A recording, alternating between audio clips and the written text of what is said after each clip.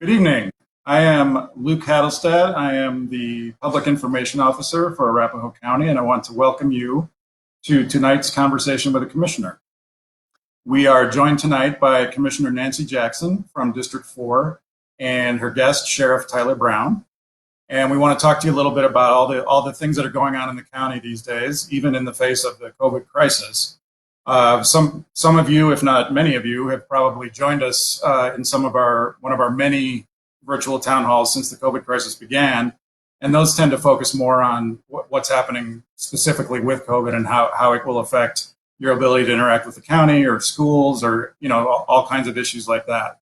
Now, for tonight, what we'd like to do is focus more on the everyday business of the county that has been continuing even with all these limitations that we've been experiencing in terms of staffing, in terms of having to force people to come by appointment only to our buildings and that sort of thing.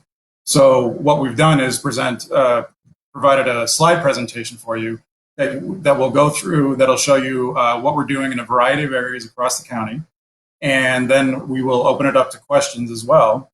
And the other thing about that is that we want to make this interactive so that if you have a question that as we're going along about a specific topic that we're talking about, we will cut in with the questions so we don't have to wait till the end to answer them all. These conversations with the commissioner are typically in-person events, and you may have attended one in the past. They are each commissioner holds one quarterly in their specific districts, and they usually have a guest such as Tyler Brown tonight. And what we do is, it's a town hall format. It's in person. Obviously, that's something we cannot do right now. So we wanted to continue these virtually, so you still are up to date on everything that we're doing here in the county. So the one with Commissioner Jackson tonight is our first one since we shut down. We haven't had one since January, but we will be having a series of them over the next several weeks. That starts tonight with this one, and then on Wednesday the 12th, we will have Commissioner Bill Holen of District 3 with Todd Weaver from who's our Director of Finance.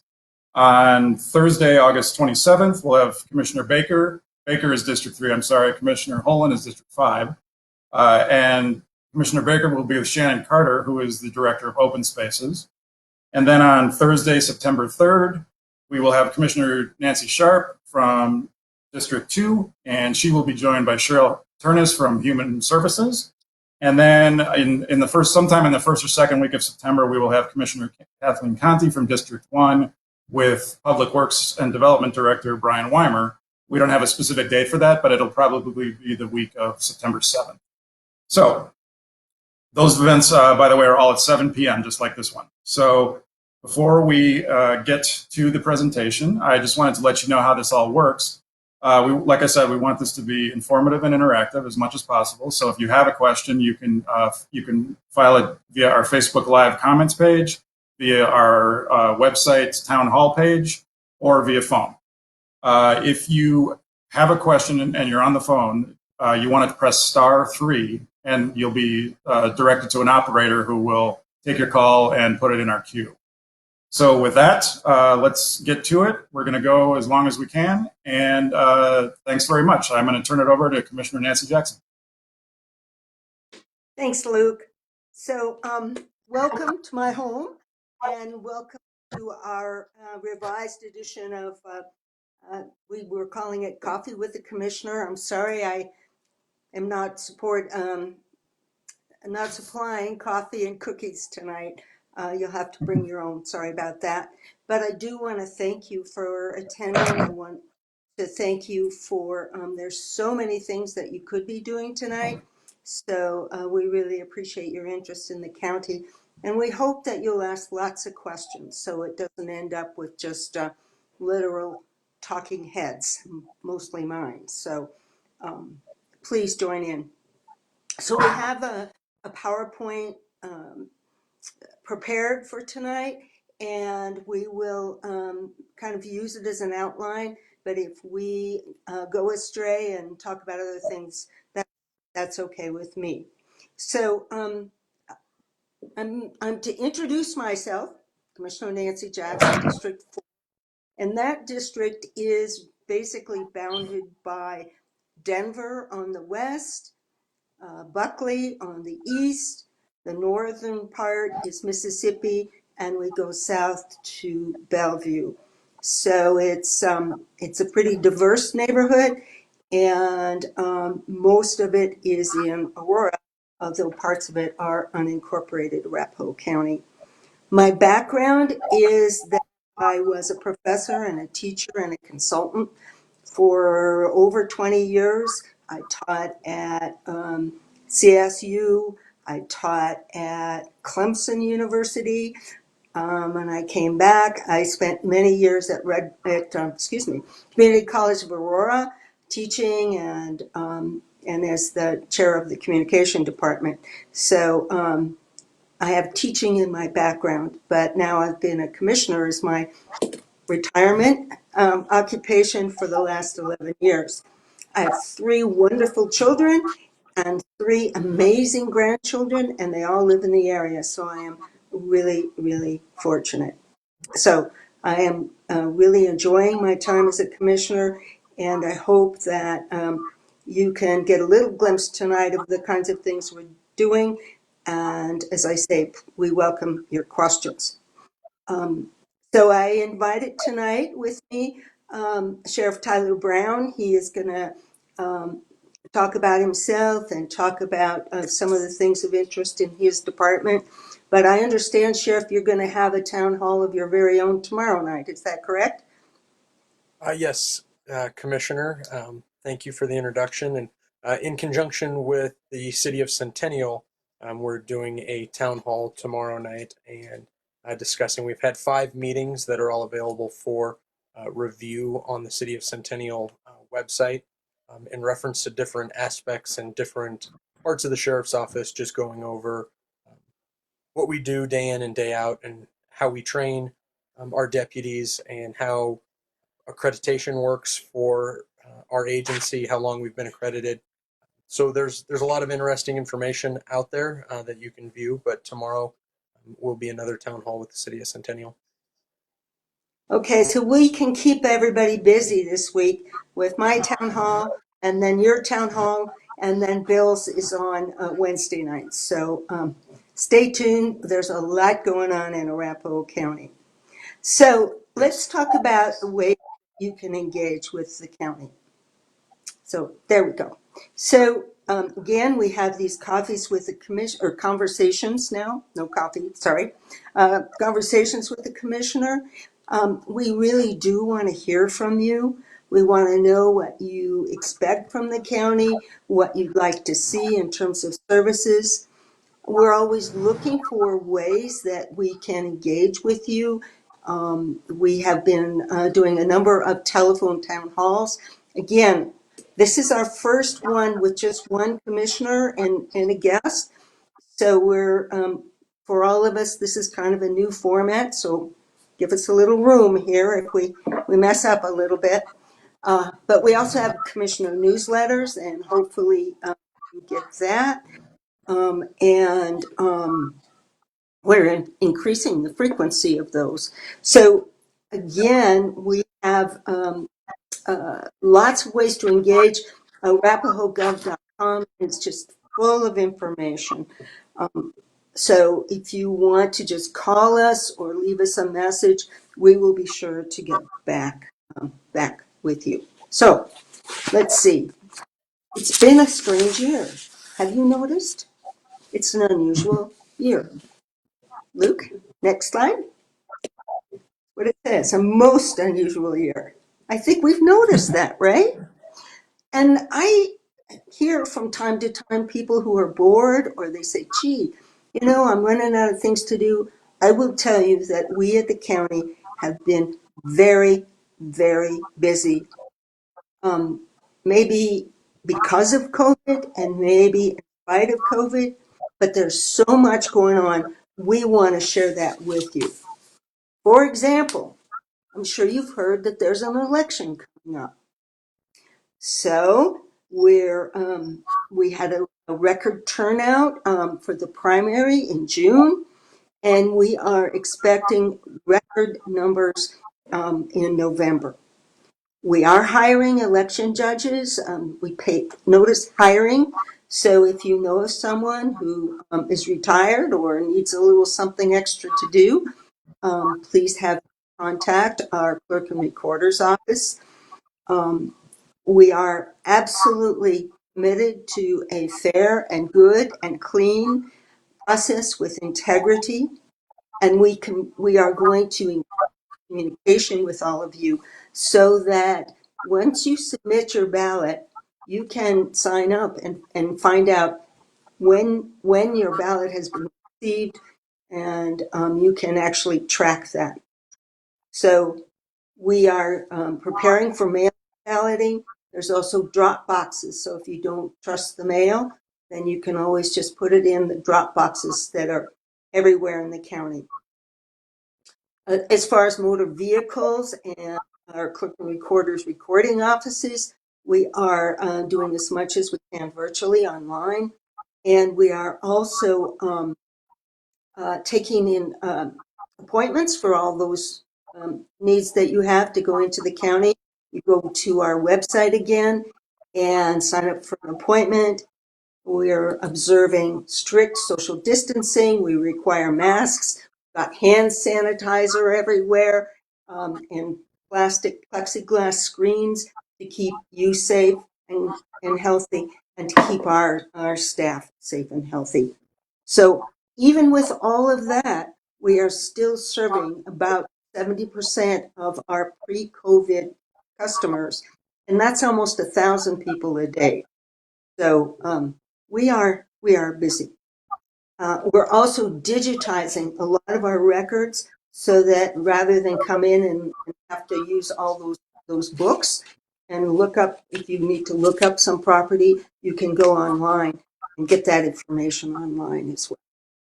So lots going on online. And so next, another exciting and important thing is the census. And hopefully you have filled out your census forms. It's really, really important that we count everybody. It helps us. Colorado might get another congressional district, which would be pretty exciting. And it will impact our funding for our Human Services Department, our Veteran Services Department, our community resources, our workforce development. The county runs on a lot of federal grants, and without the census count being accurate, we won't be able to serve our citizens as effectively. So we have a very diverse population, as you may know. We have an aging population. Everybody counts. Everybody is important. And we want to make sure that we count everybody.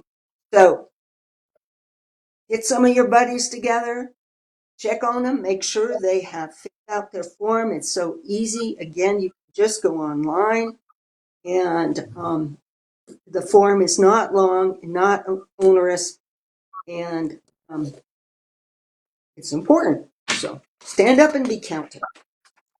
Okay. Another really exciting thing that we're doing in the county, next slide, please, is our open spaces master plan. Hopefully, and again, I can't see you, so it's a little bit frustrating, but hopefully you've been outside walking on our trails or maybe going to some of the parks. We have a new park in Foursquare Mile, if you're familiar with that, really beautifully done near the Eloise May Library. The only sales tax that the county has is for open spaces. It's just as it says on the slide, a 1/4 cent sales tax. And so with that money, we are able to share back money with the cities. So Aurora, Centennial, Englewood, Littleton, whatever city you live in, receive some money for their open spaces programs. And so what we want to do now, we've done so many wonderful things, it's time for us to kind of step back and take a look at where do we want to go next. And our open spaces master plan is designed to do just that. There will be lots of opportunities for you to weigh in on what you think we should do going forward. What do you want to see? Trails, parks? What kinds of opportunities do you see for an open spaces program? The fairgrounds, if you haven't been out to the fairgrounds, of course, we didn't have a fair this summer, but still, our fairgrounds is a beautiful park with lots of land for you to ride your horse, ride your bike, walk, and just enjoy the wide open spaces. So, very exciting program. Next, we will talk about, another master plan, Commissioner, transportation. Yes, sir. before we move on, about the open space, I just wanted to ask if you could just explain a little bit about the sales tax that we use to fund it, and Sure. where the status of it is as far as getting it, sending it out to voters to get renewed. The open spaces renewal? Yeah, what's the status of that right now? Okay. So the open spaces sales tax, again, it's our only sales tax. It's that 0.25 cent sales tax. That sunsets in 2023. So not this year, but in following year, the board expects to put something on the ballot to ask our citizens to renew that sales tax so that we can do more with the trails, with connecting the trails, with our heritage sites, and with some really amazing opportunity in the eastern part of the county for uh, for perhaps wildlife viewing, hiking, and so on. So we hope in 2022 to go out, 2021, excuse me, to ask your permission to renew that sales tax. We don't have all the details put together yet, and what Right. will exactly those numbers will be, and whether it'll be 0.25 or it'll be some other number. But there will be something on the ballot in a couple years for sure. Great, thank you. Sure. Okay, now transportation. So even though COVID has slowed down some of the traffic congestion that we were experiencing, we all know what a nightmare some of our highways and roads have been. If you live out on the eastern part of the county, which is where our county roads are, you may know that some of those are really in disrepair. We have a number of projects in the works, some of which are partnerships with our cities, with our state. Santa Fe Drive needs some help if you've driven down that highway at all. Parker Road needs some expansions. Bellevue and I-25 need some widening. There's just a number of transportation issues on our list that we need to attend to. And so we need input from you. And again, what we're proposing and what we're going to be doing is a master plan to look at the whole county and to look at all the needs that we have in the county and come up with a strategy and a plan as to how we can improve transportation here in the county. That includes multimodal, so that includes, trails, that includes mass transit, all the kind of bicycle lanes, and so on and so forth. So what would that look like? So here we have a link, arapahoegov.com. That's the one you do need to remember, arapahoegov.com. And this is, in this case, /transportation, transportation plan, so that you can weigh in on what you think we need to be doing. It's been clear from many initiatives that the state and different regions have tried that citizens are not interested in a tax increase of any kind. And so we are going to have to figure out and prioritize what's most important for us with respect to transportation. And I will say, if this or any of the other issues that we talk about tonight are of particular interest to you, let us know and we'll do a town hall specifically focused on our area, District 4, and transportation, because there's a lot going on within our district. Same with open spaces. If you're interested in the development of our open spaces plan and so on within the district, we can have Shannon Carter come talk about that. So transportation is something that lots of us are very, very interested. So please post on our idea wall on arapahogov.com/transportation plan. We do want to hear what your ideas are. So what next? Metroplex. So we're home more, right? At least I have been. We go into the office from time to time, but I'm home more. The other day I was in a meeting and an airplane flew over. I swear it was like 5 feet from the roof of my house. It was so loud. So Metroplex is the name given by the FAA, I believe, to talk about airline routes and routes from the airports, including Centennial Airport, and the change that they're making from the FAA that will reroute and change the way that airplanes land, the paths that they land and take off. So they're hoping to make things more efficient, and there are some concerns that changing flights will lead to more noise for citizens that didn't have to deal with it before. So we're listening to citizens once again, trying to find out, is it just because I'm home more and I notice it more? Or is there definitely a change to the noise pattern? So we want to hear from all of our citizens about noise. But the aim of the Metroplex is to modernize the aviation operations. They have new and more efficient planes that can land and take off in different ways than they had before. So we hope that this will actually lead to less noise and less health concerns. But we want to hear from you. We want to hear from our citizenry how the change in airline flights and how that affects you and your homes.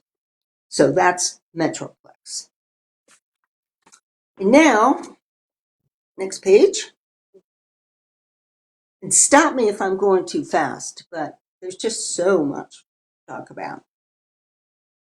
So COVID, my goodness, it has affected us all in small and large ways.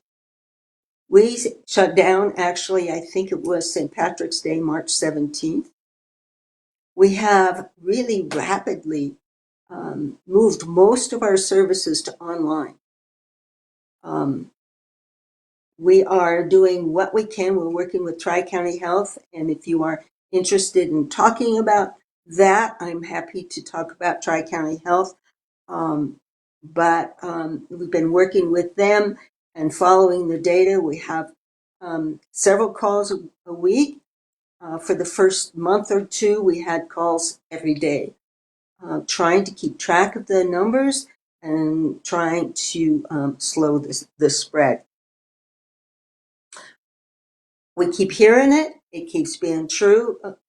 I'm not wearing my mask around my neck. I was going to pull my mask up, but wear your mask, wash your hands, keep your distance. And we know that's difficult. We know it's tiresome. We know it's really boring sometimes to have to stay home so much. You want to go out to the movies. You want to go play bridge with your friends. You want to do all these things. And we're asking you as much as possible to stay home, because the numbers show us, the statistics show us that when we do those things, the number of of cases goes down.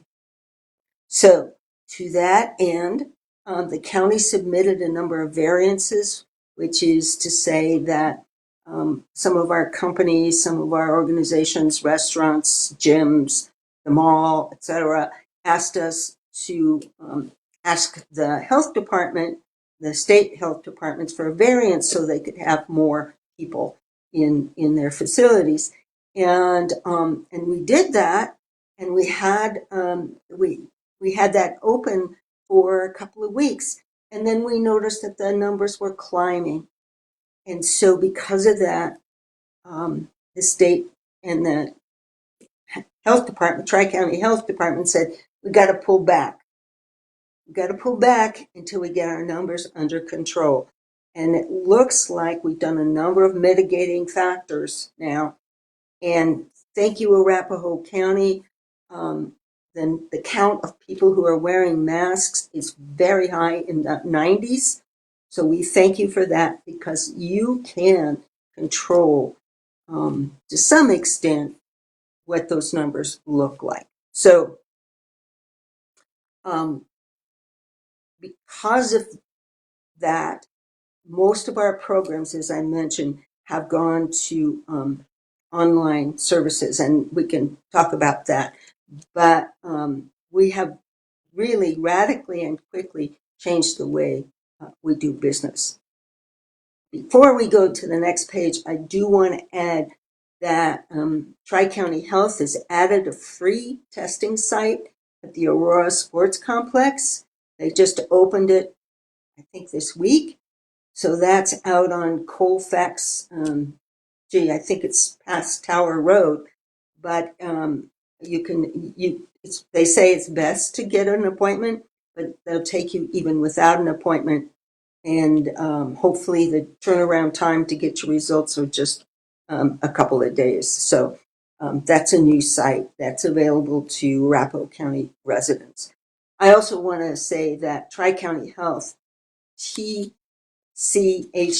Tri-County Health Departments, tchd.org, has tons of information, lots of graphs and charts. So if you have questions about the coronavirus and how it's affecting our county or even your area, they have some neighborhood maps that are really interesting. So check out that website. So next slide is, what are we doing with the money that we got from the CARES Fund? So Arapahoe County, being one of those counties that's over 500,000, in fact, we have about 600,000 people in our county now, we got about $114.5 million from the Federal CARES Act. And so you may want to know what we're doing with that money. So we are sharing about 45% of that money with our cities and our 13 different cities and communities. And there are a number of expenditures, allowable expenditures for PPE, for other kinds of remediation that are strictly related to COVID. And so they're allowed to spend their money in those ways. We allocated that money according to population size. And so the aim is that we make our communities safe.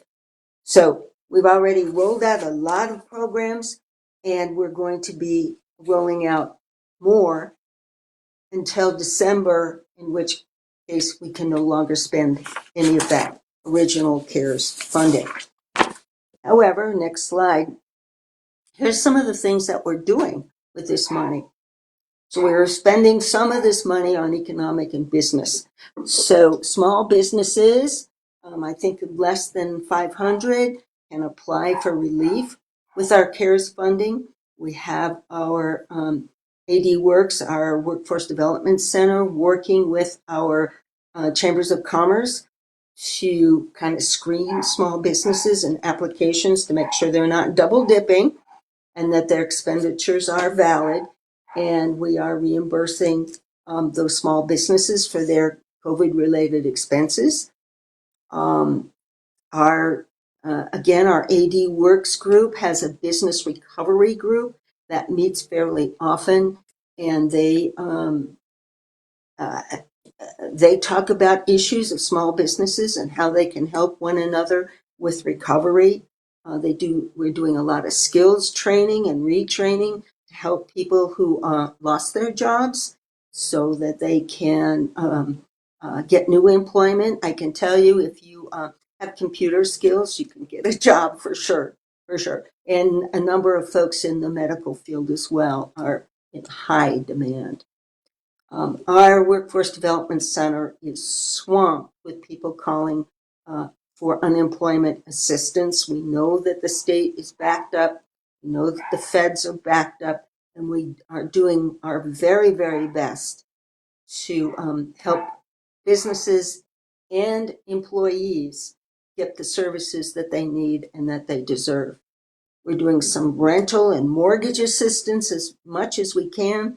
We're helping our veterans. We're doing what we can to keep our businesses going and to make sure that folks don't fall too far behind, and that nobody, if you will, falls through the cracks. That we have funds to help folks with employment. And then in the next slide, we're doing some other things. We're helping folks with hotel and motel vouchers. So whether they just need a motel because they have been identified as having COVID, but they don't want to go home and infect their elderly parents or their family, we have motel or hotel vouchers for those folks. We have vouchers for homeless people who have been identified with COVID, and we don't want to let them just out on the street. So we have some vouchers for those folks as well. We are supporting food banks. We're supporting Meals on Wheels. We are supporting a number of nonprofits, behavioral health, physical health, lots of nonprofits that have asked for funding and to help with the COVID changes. We are also, of course, doing the services we always do, which is Medicaid and SNAP or food stamps. We are working very hard with our usual human services programs with things like child protection. You may have heard that substance abuse, domestic violence, problems of behavioral health have been escalating. The sheriff may want to comment on the increase of violent crime. But those are issues that if we can be helpful with the services we have, we will be there. And we will try to do our best to support our citizens. So a lot of the organizations, our nonprofits, our human services department and others have gone to telehealth and telemedicine where they can. Sometimes we just have to send a live person, or the person has to come to the office, in which case, again, we have protective screens, plexiglass screens, we have masks, we have the hand sanitizer, all of those things to make our residents and our employees safe as possible. So, a lot going on in the county. We are doing the best we can to cope with the changes, to support our citizens with the kinds of services that they need and that they deserve. And we're trying our very hardest to be as effective and safe as we can be. So, lots of changes. And speaking of changes, and speaking of things that are, and departments that are extra busy, the changes in our criminal justice system that were legislated, the recent upheaval with the police, what can I say, the incidents in Aurora and the involvement of the Aurora Police Department and other issues concerning our Sheriff's Department, jail, the courts, and so on. There's a lot going on, and of course, the sheriff's going to have a town hall tomorrow, so you'll have more time to talk. I'm sorry, but that's quite an introduction. But our sheriff, Tyler Brown, is here to kind of give you a little bit of an update and also answer your questions. So, Sheriff, thank you for coming and agreeing to participate in our experimental town hall here. And your turn. Well, perfect. Well, thank you, Commissioner, and welcome everybody. For those of you who don't know me, my name's Tyler Brown, and I was elected in 2018. Grew up here in Arapahoe County. After college, started my career in law enforcement, and my wife and I both decided that we wanted to raise our kids in the same community that we grew up in and that we both serve in. My wife's a local school teacher and is very, very passionate about that. And we have a 7 and 5-year-old. And so we love this community. We were both dedicated servants. I was a police officer before starting with the sheriff's office, and then ran um, and was successful, and hopefully am carrying the message of citizens and doing the people's work. And I think that that's one thing that a lot of people don't get to see on the inside of local government is how well we all work together. The partnerships between the different entities of the county are amazing. We all put our political um, hats away when it comes to making sure that we're serving all the people of Arapahoe County. And so I just want to thank the commissioner not only for inviting me and having me be a part of this, um, but just also for the friendship and the camaraderie that we have um, working together to solve problems and do the greatest good for everyone. So thank you, Commissioner, and just know that we might all argue and we still wear our political hats, but at the same time, we're all trying to do what's best for the county. So I just wanted to give you guys a quick update. We have our 2019 annual report out, and I just wanted to hit some highlights off of that. Um, our case reports have declined. Even though our calls for service have increased, the actual number of crimes have decreased from 2018 to 2019. We had 84,000 calls for service last year. So these can range from anywhere from um, a barking dog noise complaint to um, a an assault or domestic violence cases. So those 84,000 calls are obviously spread out over the entire county, over the 8 patrol precincts that we have, which include a lot of the city of Centennial, but also Bennett, Deer Trail, Foxfield, and all those unincorporated parts of Arapahoe County that the commissioner mentioned. Um, that's that's positive. And I think that those numbers show that we're doing our due diligence to try to make sure that we are providing people with more resources than just arrest or summons to court.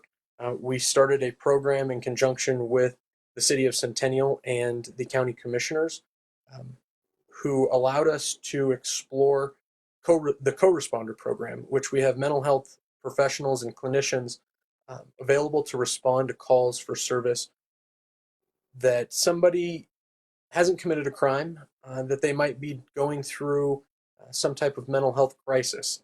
And we deploy our mental health team to come out and to provide individuals resources that aren't the county jail. Unfortunately, the county jails across this country have become the de facto mental health hospitals day in and day out. And so we are trying to stop that and move people uh, to community-based resources that allow them to get the help that they desperately need when they're going through mental health crises.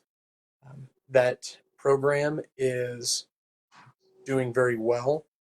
Actually, while I was on my way home this afternoon, I actually heard deputies calling for one of those resources to come to a call to provide members of our community mental health resources. And again, I think we've seen an uptick in that, and that's COVID related. I believe. I think people being cooped up, and we're a social creature, and we like to be out, and we like to be able to explore, and I know living in Colorado that's the number one uh, thing that people like to get out and do is just be outside and go up to the mountains and ride our trails and use our beautiful park system that we have here in Arapahoe County. Um, and that can be difficult when we're not allowed to do those things. So using these resources, I think, has benefited not only our patrol deputies not having to take people to jail, and I think we can start to see that in some of the numbers decreasing. I know last year or 2018, we booked in 17,832 individuals into the detention facility, and in 2016 or 2019, I'm sorry, we only booked in 16,892. So almost 1,000 person drop in bookends. And I think we can start to look at this being attributed to us getting resources to individuals and not having them become judicially involved, which I know the commissioner and I both sit on the Arapahoe County Criminal Justice Coordinating Committee, which is very passionate about looking at different ways to um, keep people out of the judicial system and get them resources that they desperately need. Um, we also highlighted in our annual report the bomb cyclone, which caught us all off guard. That was, roughly 90 days into the first year of my term, and that was an experience dealing with a 1,000-year snowstorm approximately, and making sure that we were able to do that during that bomb cyclone. We identified a need at the sheriff's office to have a permanent location for our emergency operations center. And I bring that up because, again, that's something that has been imperative during this COVID crisis, is that our emergency operations center has been up and running, monitoring COVID prior to March. The end of February, they started monitoring this. We technically turned the emergency operations center on the middle of March, and it's been in full swing ever since. We've been working collaboratively with the National Guard, who has provided us three excellent additions, and has taken some of the pressure off of the men and women who work in that emergency operations center. Just so you guys know, and I'll always brag on them, that Nate Fogg, who was previously a lieutenant with the sheriff's office, um, took a civilian job as our director of emergency management, and he was the 2019 emergency manager of the year for the state of Colorado. So know that you guys are in good, capable hands when it comes to dealing with emergencies. Not only the pandemic or the bomb cyclone, but wildfires. We just had a wildfire out in Byers a few weeks ago, and Nate was right in the middle of that um, wildfire and was dropping water on that fire to make sure that it didn't extend into any residences. So we have a very capable and very dedicated staff here at the Arapahoe County Sheriff's Office. One last thing that I would like to um, highlight, or two quick things I'd like to highlight, is that our response time in the county is averaging about 4 minutes. So we are well within our response time protocol, and we continually monitor that to make sure that we have enough resources deployed in our communities to make sure that we continue to provide a safe place for people to live, work, and raise their families. And I think that that's something all the electeds and all the employees of Arapahoe County are really concerned about, is making sure that this is the most vibrant place to live. And we're all dedicated to that. The last little thing before we jump into questions is the accreditation process that the Arapahoe County Sheriff's Office goes through. And I just want to highlight this real quick, that we are Triple Crown accredited. We receive our law enforcement accreditation through the Commission on Accreditation for Law Enforcement Agencies, commonly referred to as CALEA. Our healthcare inside of our detention facility is accredited by NCCHC, and our jail is accredited by ACA. And that's a Triple Crown accreditation. And this is something that I just currently learned. I knew we were Triple Crown accredited, and I've known that for a long time.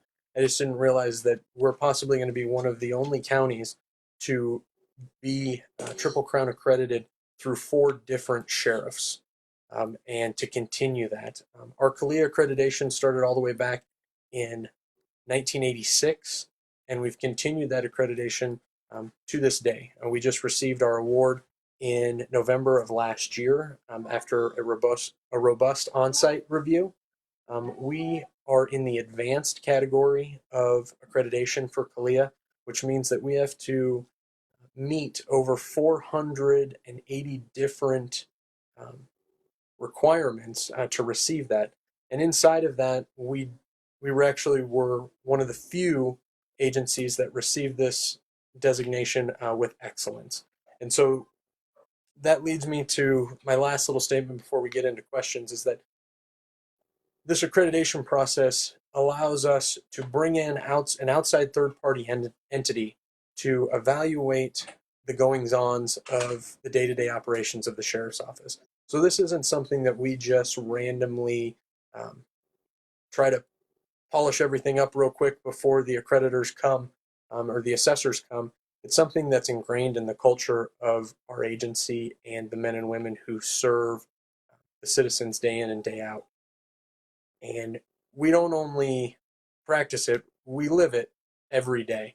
We make sure that we meet every one of those standards every day. And we're constantly looking at different ways to better ourselves so that we can serve the community better. And so just one quick little caveat is that there's over 1,000 law enforcement agencies across America, and only 5% of those agencies open themselves up to accreditation. And out of those 5%, we are in the top 5% of those that actually receive their accreditation with excellence. And that's something that the men and women of the Sheriff's Office are proud of. I'm proud of. And I think the citizens of Arapahoe County should be proud of that as well. And so I will leave with that quick little update. I know there's a lot of information out there, and I'm excited to come back and be part of these more. But I know that we had some questions up on the dashboard that we wanted to get to. So I don't want to cut people off, Commissioner, and I want to get into their questions. So I will turn it back over to Luke and the Commissioner, and we can start going through these questions, and I'm sure it'll spark more conversation. So, so thank you, Sheriff. Thank you very much.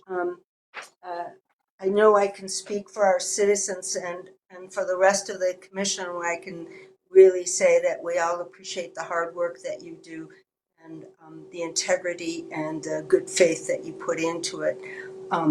I would also agree. Shout out to Nate Fogg, but so many excellent folks that work for the Sheriff's Department. It's been an eye-opening experience for me as a citizen when I came in to go into the jail and to meet the various folks that work with the Sheriff's Office. The Sheriff is correct. We are running out of time. I can't believe it, how fast the time went. We have some slides about the budget. I'm going to skip those for now, and to say that if you have questions about the budget, perhaps our next town hall, we can either do transportation or the budget. Um, and we can go into a deeper dive on those topics. There's just so much going on. So Luke, with your permission, we will skip the last few slides. And as the sheriff suggested, just go straight into some questions so that we can fulfill our promise about this being an interactive session. Yeah, that's just fine. And I would remind everyone that on Wednesday night, Commissioner Holland will be on the call with our Director of Finance, Todd Weaver, who can give us a very comprehensive rundown of the budget. So I would encourage you to join us on Wednesday, but we do have some questions right now. There's a few for the sheriff and a few for the commissioner, and you can echo each other's comments if you want. I'm going to start with this is an online question. And it's from a resident who's asking, what's the status of Arapahoe County's relationship with the Tri-County Health Department, and do you anticipate us leaving the Tri-County Health Department? What a great question. Thank you for that question. So the short answer is no, we don't anticipate leaving Tri-County Health. However, it may not be Tri-County Health. So we're sure, Douglas County has decided not to be part of Tri-County Health. I don't think I'm talking out of turn to say that Adams County is looking at that as well. So what that's going to look like in the future, we are studying. We have a number of options going forward. Douglas County leaving, Adams County leaving, kind of leaves the Arapahoe County part in a little bit of a dilemma as to what are our options. We are, by statute, required to have a health department. We will have a health department. I'm hoping that we can retain the excellent services of our current health department, but what that will look like, what that will be called, how it will get funded, all of those things are still up in the air. And as we make decisions and as we know what our options are, then we will certainly let you, the residents of Arapahoe County, know. But I'm honest with, we actually haven't even had a full-fledged discussion of it yet. We're looking at timelines. It's like, when is Douglas County leaving? What does that mean? And the same with Adams. So I guess the short answer is we're not leaving, but stay tuned to what that's going to look like. Great, thank you. This one is for Sheriff Brown. Another online resident is asking, given that COVID has caused a number of prisoners to be released from jail, what is the status of your need for a new jail that we tried to get the funding for last year? Yes, thanks, Luke. That was a great question as well. The short answer is yes, we still do need a facility. Again, our current facility was built in 1986 for a jail population of 386. We haven't conducted any compassionate releases to this point, and we've actually been able to mitigate our population, but we're still facing some of the infrastructure issues that we were prior. Average daily population prior to COVID was approximately 1,040, 1,050 inmates, and we're down to an average daily population of about 590. But we're still struggling with having adequate bed space inside of our medical facilities. We're still struggling with triple bunking and where we move individuals. So it's a space issue.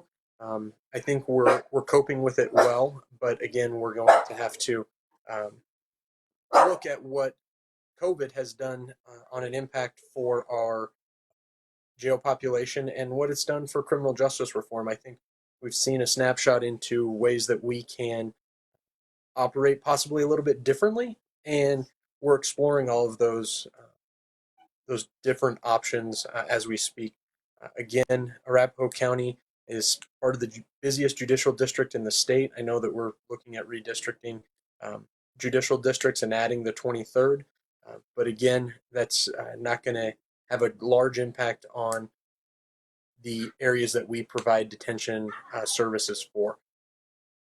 We booked in 16,000, and again, that'll be a little bit less. But again, we want to be able to add more for more robust programming, and to be able to make sure that those that are judicially involved return to our communities better. And I think that that's our main function. If we're going to have all of these different requirements put on us of things that we have to do inside the facility, we need to make sure that we are providing the best care possible to each individual who is brought to the facility.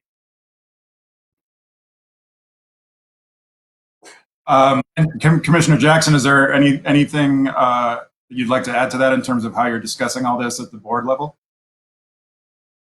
I would just like to say, as Sheriff Brown said earlier, he and I and many others serve on the Judicial Justice Coordinating Committee, and that committee is dedicated to looking at ways that we can ensure that the appropriate people are in jail and that the folks who need services get them.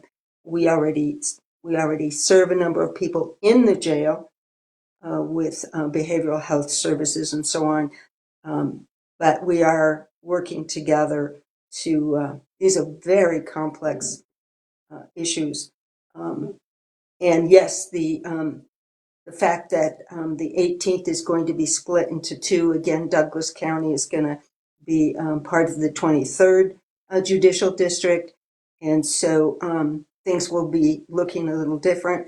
So we're constantly reevaluating all of these issues, but we're on the same page. Good. Along those same lines, this is for both of you, I guess. What are your respective stances on the peaceful protesting? If you ask me, You want me to go first? I think it's more interesting for you to go first because I'm just a citizen from that perspective. No, you're just you're a commissioner who's doing excellent. The peaceful protests, I encourage these. I think that, not only do I respect the individuals who are out there doing things peacefully, I think it's imperative that we remember the Constitution of the United States. And when we all took our oath of office, we all took an oath to defend the Constitution. And this is part of it. And I think that, unfortunately, there are people out there that are taking advantage of situations, and they're harming it for the peaceful protesters. I think these conversations need to happen. They need to happen at a very high level with all parties involved. And so one of the things that, I've said since the beginning of these protests is that my conference table is always open. Anybody who wants to set up a meeting or set up a Zoom call or a Teams call or one of the many platforms that we use to host these meetings, I'm more than willing to do that. I think that it's imperative that we're all continuing to communicate, and the peaceful protesters are doing that. So I encourage that. I think it's unfortunate that there are some ill-intended people out there that want to cause harm rather than get a message across. So that's unfortunate. But the peaceful protesting, yes, it's part of what makes our country so amazing. And I would agree totally. And I will say that since Luke told me he wasn't going to erase my wrinkles, that I've been protesting since the 60s. So I was one of the Vietnam protesters, civil rights, walkers for civil rights. And so I absolutely believe in the right of individuals to protest. As the sheriff said, it's part of what makes America. And it's important that we maintain that right. So, absolutely. Well, we've reached the top of the hour, and that is a wonderful message of unity to end on, I think. So I will thank both of you for tonight, for participating and being so informative and helping us understand things about the county that maybe we didn't before. And thank everyone who attended, and encourage you to keep your eye on our website for future events. We'll be doing COVID-related things. We'll be doing non-COVID-related things. They will be all virtual for the time being. And thank you very much. You're welcome, and good night, and stay healthy, everyone. Yes.